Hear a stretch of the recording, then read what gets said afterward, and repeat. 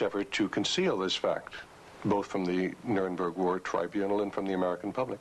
Well, it was a conscious effort in the fact that these businessmen were very prominent in stating in 1946 that they had no knowledge of what Hitler was doing, and yet they were intimately involved with the build-up with Hitler. I suspect that this was not published in the media at the time, although I've not checked that. But certainly the role of American corporations and American businessmen in aiding Hitler has not been published.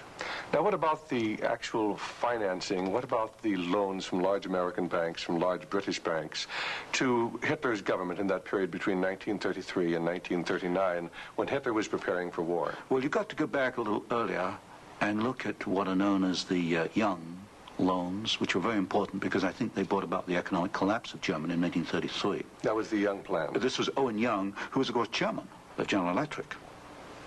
Here we got a man who actually made the loans as an officer of the United States government, which brought about the collapse of Germany in 1933, enabling Hitler to take over. And then subsequent to 1933, you get a series of loans. A very good one is Standard Oil, which loaned several $1 million, at least, to Germany to build up its aviation gasoline facilities. And there are other examples. Fine. Well, I'd like to get a little bit into the background of the financing of Bolshevism, because I think this is vitally important. And we can go back to the period after the Second Revolution, which was in October and November of 1917. The initial financing of Lenin's movement, how did it tie into the American corporations? Was there any American involvement in that period between 1917 and 1918, when Bolshevism was just beginning to get a foothold in Russia? Yes, there were several incidents. The most important is one involving Colonel William Boyce Thompson, who was the largest shareholder in the Chase Bank, which of course today is Chase Manhattan Bank. And I published in one of my books a copy of a cablegram which transferred funds from New York to Petrograd in December 1917, $1 million to be precise. And Colonel Thompson made the statement later that this $1 million was given to the Bolsheviks to consolidate. They had just begun to take over Russia. They only controlled Moscow and Petrograd at that time, to aid the control that the Bolsheviks were extending in Russia. This is a very clear case. $1 million, American funds, transferred through an American Wall Street intermediary to the Bolsheviks. And didn't you publish that document here in Wall Street and the Rise of Bolshevism? I published two statements. One is a copy of the cablegram, and the other is a copy of the news clip of the statement made by Colonel Thompson at that time that he had made this contribution. Now, why would an American capitalist, an American financier, help to aid Bolshevism? The only answer, and of course this puzzled me for years, you know, why? Why? Because we understand there to be an opposition. And the only answer I can come to is one of captive markets. The United States did not want another United States in the world. And of course, if you look at the world map, Russia is 2 or 3 times larger than the United States. Imagine this as another United States, as another competitor to the United States. What the United States wanted, or Wall Street wanted, was a captive market. And of course, socialism is a captive market because my earlier studies at Stanford University had brought out the fact that a socialist system cannot innovate. It's got to import innovation and technology from the West.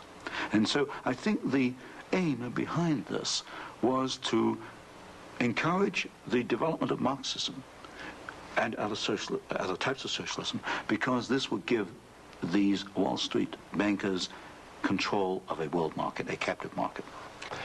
At the end of the First World War, Russia was devastated by famine, and America sent a relief mission. It was the Hoover mission. Do you know any of the facts surrounding the activities of the Hoover Commission? Well, there's no question that in 1922, 1923, Russia was finished.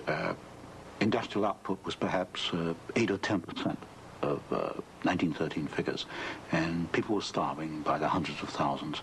And the Hoover mission was organized, of course, to send aid to Russia. But most of the aid went to the Bolsheviks, who controlled really quite a small part of Russia at that time. Only a very small part of the aid went to the White Russians or to the Far East. And then after 1922, 1923, Lenin instituted something known as the New Economic Policy, or this series of 5-year plans. Can you tell us about the 5-year plans and the part that the major American corporations, major world corporations played in building up the Soviet Union? Well, there are two separate phases here. The new economic policy was started in 1923 by Lenin, and I found, and I published this in my first book from Stanford, that every single Russian industry was rebuilt or restarted by foreign corporations, mostly German, British, French, and American. By 1928, Russia was back to approximately its 1913 industrial output. And at that point, she began to think of these grandiose 5-year plans.